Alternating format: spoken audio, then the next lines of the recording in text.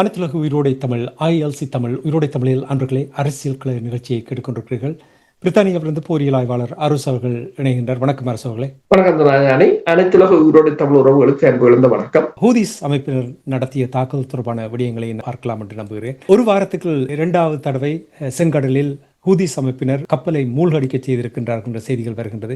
இவ்வாறு இந்த தாக்குதலை நடத்தினார்கள். இதனால் என்ன சேதம், என்ன விளைவுகள் ஏற்பட்டிருக்கின்றன என்று கூற முடியுமா? உண்மைதான். திடீரென்று, அதாவது கிட்டத்தட்ட நான் நினைக்கிறேன் ஹூதிஸ் அமைப்பினர் மேற்கொண்ட போர் நிறுத்தம், அதன் பிற்பாடு ஒரு நீண்ட நாட்களுக்கு பிற்பாடு ஒரு வாரத்தில் 2 கப்பல்கள் மூழ்கி இருக்கின்றன. முதலாவது கப்பல் 6ஆம் நாள் கடந்த, அதாவது ஞாயிற்றுக்கிழமை, ஹூதிஸ் அமைப்பினர், அதாவது MV மேஜிக் சீஸ் என்றது லைபீரியாவின் கொடியுடன் சென்ற கிரீக் நாட்டில் பதிவு செய்யப்பட்ட கப்பல். அந்த கப்பல் சீனாவில் இருந்து உரத்தையும் வேறு பொருட்களையும், ஸ்டீல் பொருட்களையும் ஏற்றி சென்றதாக கூறினாலும், அது துருக்கிக்கு சென்றாலும் அது இஸ்ரேலின் துறைமுகத்தில் காணப்பட்டதாகவும், அதாவது வேறு நாடுகளின் பேரில் இஸ்ரேலுக்கு பொருட்களை கொண்டு போவதை துல்லியமாக அறிந்துதான் தாக்கியிருப்பதாக கூறப்படுகின்றது. முதலில் ஏவுகணைகள் மற்றும் ஆளில்லாத தாக்குதல் விமானங்கள் மூலம் தாக்குதல் நடத்தப்பட்டிருந்தது. கப்பல் நின்றதும் அதன் பிற்பாடு சிறிய வள்ளங்களில் சென்று, சிறிய தாக்குதல் படகுகளில் சென்று RPG மற்றும் சிறிய ரக ஆயுதங்களால் தாக்கியது மட்டுமல்லாது கப்பலுக்குள் புகுந்து அவர்கள் கப்பலை சேதப்படுத்தி அதை மூழ்கடித்திருக்கிறார்கள். கப்பல் மூழ்கிவிட்டது. அதில் இருந்த மாலுமிகள் மீட்கப்பட்டதாக கூறப்பட்டிருந்தது. அதாவது UAE கப்பல் அந்த மாலுமிகளை மீட்டிருந்தது. அதன் பிற்பாடு மீண்டும் புதன்கிழமை NETC என்ற கப்பல், இதுவும் லைபீரிய நாட்டு கொடியுடன் பயணித்த கப்பல், கிரீக் நாட்டில் பதிவு செய்யப்பட்டது. இந்த கப்பலும் இஸ்ரேலிய துறைமுகத்துக்கு சென்று கொண்டிருந்ததாகத்தான் கூறப்படுகின்றது. அந்த கப்பலும் ஏவுகணை தாக்குதல் மூலம் தாக்கப்பட்டிருக்கின்றது. ஆனால் அதை கப்பலை சூழ்ந்தவர்கள் கிட்டத்தட்ட 4 பேர், இந்த தாக்குதலில் 4 பணியாளர்கள் கொல்லப்பட்டிருக்கிறார்கள் ஏவுகணை விழுந்ததால். 6 பணியாளர்களை மீட்டிருப்பதாக கூறப்படுகிறது. மிகுதி 15 பேர் காணாமல் போயிருப்பதாக கூறப்படுகிறது. ஆனால் ஹூதிஸ் அமைப்பினர் கூறுகிறார்கள் தாங்கள் 6 பேரைத்தான் கைது செய்திருப்பதாக. அப்ப மிகுதி பேர் கடலுக்குள் வீழ்ந்தார்களா என்று தெரியவில்லை. இந்த கப்பலும் மூழ்கிவிட்டது. இப்ப செங்கடல் பகுதியை பொறுத்தவரையில் ஒரு கப்பல்களுக்கான ஒரு சமாதியாக மாறிக்கொண்டிருக்கிறது. ஒரு வாரத்தில் 2 கப்பல்களை அடுத்தடுத்து அவர்கள் அடித்தது ஒரு மிகப்பெரிய ஒரு மோசமான தாக்குதலாகத்தான் பார்க்கலாம். கடந்த வாரம் இஸ்ரேல் தெரிவித்திருந்தது தாங்கள் ஹூதிஸ் அமைப்பினர் மீது பிளாக் பிளாக் என்ற ஒரு படை நடவடிக்கையை ஆரம்பித்திருப்பதாகவும், தாக்குதல்களை நடத்தப் போவதாகவும், அவர்களின் எரிபொருள் களஞ்சியங்கள், துறைமுகங்களை தாக்கப் போவதாக கூறியிருக்கிறார்கள்.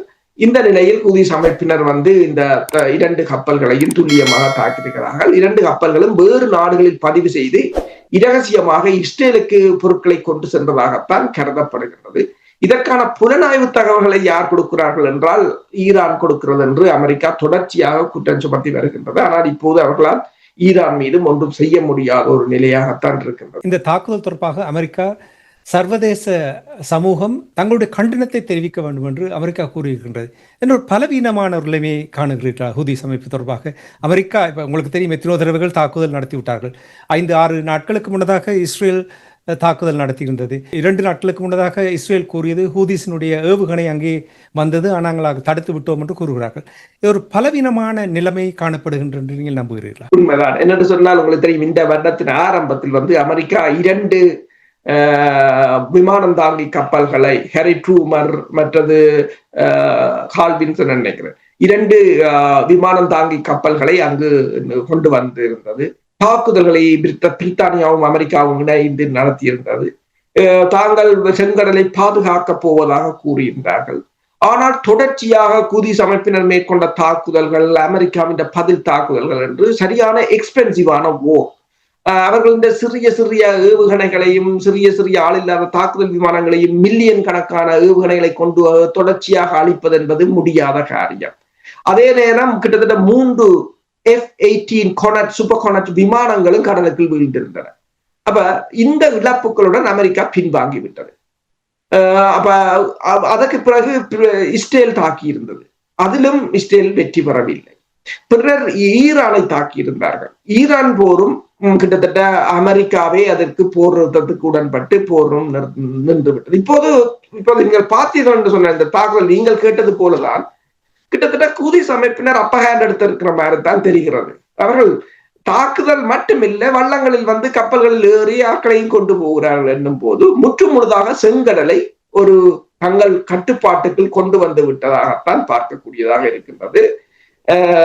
இஸ்ரேலோ அல்லது அமெரிக்காவோ போரை இழந்து விட்டார்கள், லொஸ்ட் வார் என்று சொல்லலாம். ஆனால் இதில் இன்னொரு விடயம் இருக்கின்றது. இப்ப அமெரிக்காவும் ஐரோப்பிய ஒன்றியமும் ரஷ்யாவின் எரிபொருள் விநியோகம் வந்து கடல் வழியூடாகத்தான் பெருமளவில் இடம்பெறுகின்றது. அந்த கடல் வழியிலூடான விநியோகத்தை தடுப்பதற்கு புதிய புதிய தடைகளை கொண்டு வர, மேலும் தடைகளை இருக்க போவதாகவும் ஷடோ ஃபிளீட் என்று சொல்றது. ரஷ்யாவின் பதிவு செய்யப்பட்ட கப்பல்கள் 900 இருந்தாலும் பதிவு செய்யப்படாது கிட்டத்தட்ட 1600 கப்பல்கள் ஓடுகின்றன. அவற்றை தடுப்பதற்கு இவர்கள் முயற்சிக்கின்ற அதே நேரம் இவர்களுடைய கப்பல் போக்குவரத்துக்கு வைக்கப்பட்ட ஒரு அச்சுறுத்தலாகவும் இதனை பார்க்கலாம். என்னென்று சொன்னால், இது இப்ப ஈரான் இதற்கு பின்னணியில் இருக்கிறது என்பது எல்லோரும் அறிந்த விடயம். ஈரானை இப்ப அமெரிக்காவாலோ அல்லது இப்ப இஸ்ரேலாலோ எதுவும் செய்ய முடியாத ஒரு நிலையாகவும் இருக்கின்றது. அப்ப ஏனென்று சொன்னால், நீங்கள் கூறியது போலதான் ஞாயிற்றுக்கிழமை பெங்கோரியர் வான்படை தளம் விமானத்தளம் மீதும் இஸ்ரேல் அஸ்தோன் பகுதியில் இருக்கின்ற எரிபொருள் நிலையம் மீதும் தாக்குதல் நடத்தியிருந்தார்கள் ஏவுகணை கொண்டு. அதன் பிற்பாடு கப்பலை தாக்கி இருக்கிறார்கள் என்னும் போது இப்ப தொடர்ச்சியாக அமெரிக்கா, பிரித்தானியா, பிரான்ஸ், இஸ்ரேல், ஜெர்மன் என்று பல நாடுகள் ஹூதிஸ் மீது தாக்குதல் நடத்தினாலும் அவர்களின் ஏவுகணை பலத்தையோ அல்லது அவர்களின் தாக்குதல் பலத்தையோ முறியடிக்க முடியவில்லை என்பது தெளிவாக தெரியும். காசாவில் எவ்வாறு பலஸ்தீனிய மக்களை, ஹமாஸை எந்த ஒரு பாரபட்சம் இல்லாமல் குழந்தைகள், பெண்கள், வைத்தியசாலை, ஆம்புலன்ஸ், உணவுக்காக காத்திருப்பவர்கள் அவர்கள் மீது இன்றும் கூட தாக்குதல் செய்திருக்கிறார்கள், என்றும் இறந்திருக்கிறார்கள். அடாவடித்தனத்தை நீங்கள் பார்த்துக்கின்ற அந்த உச்சக்கட்டம், இனப்படுகொலையின் உச்சக்கட்டமாக பார்க்கப்படுகின்றது. அவ்வாறு யெமனில் இவர்கள் அவ்வாறான ஒரு செயல்பாட்டில் ஈடுபடுவதற்கான வாய்ப்புகளை ஏற்படுத்தலாம் என்று நீங்கள் நம்புகிறீர்கள். என்றால் பொருட்களை கொண்டு போக முடியாத நிலைமை, ஒரு வாரத்துக்கு 2 கப்பலை விழுத்தி விட்டார்கள் என்றால் இது பெரிய தாக்கத்தை ஏற்படுத்த போகின்றது. அப்படி என்றால் நீங்கள் கூறினீர்கள் ஈரான் உதவி வழங்குகிறது யெமனுக்கு, அதே போல் இஸ்ரேலுக்கு அமெரிக்கா உதவி வழங்குகிறது. அப்படி என்றால் இவர்கள் அவ்வாறான ஒரு நடவடிக்கை எடுப்பதற்கான வாய்ப்புகள் இருக்கிறதா அல்லது இது சாத்தியமே இல்லை என்று சொல்லுகிறீர்களா? யெமன் மீது இஸ்ரேலோ அமெரிக்காவோ இவ்வாறான தாக்குதலை நடத்துவதற்கான சாத்தியங்கள் மிக குறைவாக இருக்கிறது. என்றால் மல்டிபிள் வார் ஃப்ரண்ட் என்று சொல்றது என்னென்றால் பல கள முனைகளை திறந்து விட்டார்கள். காசாவில பிரச்சனை, இங்கால சிரியா பக்கம் பிரச்சனை, அடுத்தது ஹிஸ்புல்லாக லெபனானில் பிரச்சனை, ஈரானில் பிரச்சனை, ஈராக்ல பிரச்சனை, அங்கால உக்ரைன் களமுனை ஒன்று இருக்கின்றது. அப்ப இவர்களுடைய ஆயுத வளங்கள் எல்லாம் என்ன டைலூட் பண்ணப்பட்ட ஒரு நிலையாகத்தான் இருக்கின்றது. அப்ப ஒரு களமுனை என்று சொன்னால் இவர்கள் அதில் கான்சென்ட்ரேட் பண்ணக்கூடியதாக இருக்கு. அப்ப அடுத்ததாக பாத்தீங்கன்னு சொன்னால் எல்லோரும் தொழில்நுட்பத்தில் வளர்ந்து விட்டார்கள். அதான் பிரச்சனை. இப்ப ஆள் இல்லாத தாக்குதல் விமானங்கள், சிறிய விமானங்கள் மிகப்பெரிய விமானம் தாங்கி கப்பல்களையே அலற வைக்கின்றன. அதான் அந்த பிரச்சனை. அவர்களிடம் நவீன ஆயுதங்கள் இருக்கலாம், நவீன ஏவுகணைகள் இருக்கலாம், ஆனால் அந்த ஏவுகணைகளால் எத்தனை ஏவுகணைகளால் சுட முடியும் என்ற ஒரு பிரச்சனை. அதை சுடுவதற்குரிய ஏவுகணைகளை திருப்ப செய்வதற்கு இவ்வளவு பிரச்சனை. இப்ப அமெரிக்காவால் கிட்டத்தட்ட 40-50 பேட்ரியாட் ஏவுகணைகளைத்தான் செய்ய முடியும் ஒரு சில மாதங்களுக்கு என்று சொன்னால், அன்றைக்கு கட்டாரின் மீது ஈரான் ஏவிய ஏவுகணைகளுக்கு பதிலடியாகவே அமெரிக்கா 30 பேட்ரியாட் ஏவுகணைகளை பயன்படுத்தியதாக கூறப்படுகிறது. இது செலவு மிக்க போரும். அடுத்ததாக அவர்களிடம் அந்த நீங்க பாத்தீங்கன்னு சொன்னால் உக்ரைனை கூறுகிறார்கள் 2 மாதங்களுக்கு 2 லட்சம் ட்ரோன்களை உற்பத்தி செய்திருக்கிறார். இப்ப சீனாவை பார்த்தீங்கன்னு சொன்னால் ஒரு மாதத்துக்கு 70,000 ட்ரோன்களை உற்பத்தி செய்கிறார்கள். அப்ப இலகுவாக உற்பத்தி செய்து விடலாம். இப்ப சீனாவினூடாக ஈரானுக்கூடாக இவர்களுக்கு இலகுவாக இந்த ஆளில்லாத தாக்குதல் விமானங்கள், ஏவுகணைகள் எல்லாத்தையும் கடத்தி விடுவார்கள். அப்ப இதில் இப்போ களமுனையை பொறுத்தவரையில் இந்த தற்போதைய ஆயுதங்களை, தற்போதைய போர் முறைகளுக்கு ஈடு கொடுக்க முடியாத ஒரு நிலை தான் இருக்கு. இப்ப இந்த நிலையில் இப்ப காசா ஒரு சிறிய நிலப்பரப்பு, அதில் கூட பெரிய பிரச்சனையாகத்தான் இருக்கு. உங்களுக்கு தெரியும், இப்போது இந்த வாரம் இடம்பெற்ற தாக்குதல்களில் கிட்டத்தட்ட 20 இஸ்ரேலிய படையினர் காயமடைந்தும் இறந்தும் உள்ளதாக கூறப்படுகிறது. கடந்த ஞாயிற்றுக்கிழமை இடம்பெற்ற தாக்குதலில் 6 பேர் கொல்லப்பட்டதாகவும் 14 பேர் காயமடைந்ததாகவும் கூறப்பட்டிருந்தார். அதே நேரம் புதன்கிழமை இடம்பெற்ற சினைப்பர் தாக்குதலில் மேலும் ஒருவர் கொல்லப்பட்டதாகவும் 2 காயப்படைந்ததாகவும் கூறப்படுகிறது. அப்ப தற்போதும் காசாவில் கூட இஸ்ரேலியால் உறுதியாக நிலை கொள்ள முடியவில்லை. இது தொடர்பாக இஸ்ரேலிய அமைச்சர் என்ன கூறுகிறார் என்று சொன்னால், இந்த தாக்குதல் இடம்பெற்ற பகுதி எத்தனையோ தடவை இஸ்ரேலால் கைப்பற்றப்பட்டு பாதுகாப்பு என்று கூறப்பட்ட பகுதி, அதற்குள் தான் தாக்குதல் நடந்திருக்கிறது என்று அவர்கள் இப்போது தெரிவித்திருக்கிறார்கள். இப்ப இந்த நிலையில் பூகோள அமைவிடமும் ஹூதி சமய என்ற பூகோள அமைவிடம் மிகவும் ஒரு பாதகமான ஒரு நிலை. அடுத்ததாக கடந்த 15 வருடங்களாக சவுதி அரேபியா, UAE, அமெரிக்கா போன்ற நாடுகள் ஹூதிஸ் மீது தாக்குதலை தொடர்ச்சியாக நடத்தி கொண்டுதான் இருந்தார்கள். அப்போதும் கூட அந்த போரை வெல்ல முடியவில்லை. டொனால்ட் ட்ரம்ப் எதிர்பார்க்கப்பட்ட போர் நிறுத்தம் ஹமாஸுக்கும் பலஸ்தீனிய மக்கள் ஹமாஸுக்கும் இஸ்ரேலுக்கும் இடையில் கொண்டு வரலாம் என்ற ஒரு நம்பிக்கையோடு இருந்தது போல் இருக்கிறது. ஆனால் இப்பொழுது கொஞ்சம் நம்பிக்கை இழந்திருப்பதாக கூறப்படுகிறது. இருந்தாலும் கூட ஹமாஸ் இஸ்ரேல் காசா நிலப்பரப்பிலிருந்து முற்றுமுழுதாக வெளியேற வேண்டும் என்ற நிபந்தனை வைத்திருக்கின்றது. இந்த போர் நிறுத்தம் சாத்தியமாகும் என்று நீங்கள் நம்புகிறீர்களா? இரு தரப்பும் ஏட்டிக்கு போட்டியான நிபந்தனைகளை வைத்துக் கொண்டிருக்கிறார்கள். ஹமாஸை நாங்கள் ஏட்டிக்கு போட்டி என்று கூற முடியாது என்றால் அவர்களின் பிரதேசம். இஸ்ரேல் என்ன கூறுகிறது என்று சொன்னால், ஹமாஸ் முற்றுமுழுதாக ஆயுதங்களை ஒப்படைக்க வேண்டும், அந்த பிரதேசத்திலிருந்து முற்றுமுழுதாக வெளியேற வேண்டும், ஹமாஸின் ஆட்சி அதிகாரங்கள் இனிமேல் இருக்கக்கூடாது. ஒரு நாட்டில் ஒரு மக்களால் தேர்ந்தெடுக்கப்பட்ட அரசை நீங்கள் உங்களது ஆட்சி அதிகாரம் இருக்கப்படாது என்று அவர்கள் தங்கள் பாதுகாப்புக்கு, எனது பாதுகாப்புக்கு என்று சொன்னால், இன்றைக்கு எனது பாதுகாப்புக்காக பலஸ்தீனத்தை எடுப்போம், நாளைக்கு எனது பாதுகாப்புக்காக ஈரானை எடுப்போம், நாளைக்கு ஈராக்கை எடுப்போம் என்று இப்படியே நாளைக்கு இந்தியாவை எடுப்போம், இலங்கையை எடுப்போம் என்று அவர்கள் தங்கள் பாதுகாப்புக்காக எல்லாவற்றையும் எடுக்கலாம். இப்போது தாய்வான் அங்கு இருக்கிறது, அமெரிக்கா அங்கு இருக்கிறது. அமெரிக்கா பாதுகாப்புக்கு தாய்வான் முக்கியம் என்று சொன்னால் இதை நம்பக்கூடியதா இருக்கும். அப்ப இவ்வாறான ஒரு நிலையாகத்தான் இருக்கின்றது. அப்ப இதில் உண்மையில் இதில் போர் நிறுத்தம் சாத்தியம் இல்லையா என்பதை அவர்கள் தான் தீர்மானிக்க வேண்டும், அமெரிக்காவும் இஸ்ரேலும். அதற்குரிய வழிமுறைகளை இந்த தாக்குதல்கள் தான் தீர்மானிக்கும். களமுனைகளில் இவர்களால் இயலவில்லை என்று சொன்னால், இப்ப ஈரானுடன் பார்த்தீர்கள் என்று சொன்னால் ஒரு இரவுக்குள் போர் நிறுத்தம் வந்துவிட்டது. ஒரு 2-3, அதாவது கட்டார் மீது தாக்குதல் நடத்திய 2 மணி நேரத்துக்கு போர் நிறுத்தம் வந்துவிட்டது. இந்திய பாகிஸ்தான் போரை பார்த்தீங்கன்னு சொன்னால், சரி, பாகிஸ்தான் போரை ஆரம்பித்த 6 மணி நேரத்துக்கு போர் நிறுத்தம் எல்லாம் முடிஞ்சது. அதே போன்று அந்த களமுனை அவர்களுக்கு பாதகமா, காசா முனையை பொறுத்தவரை மிகப்பெரிய ஒரு சிறிய முனை.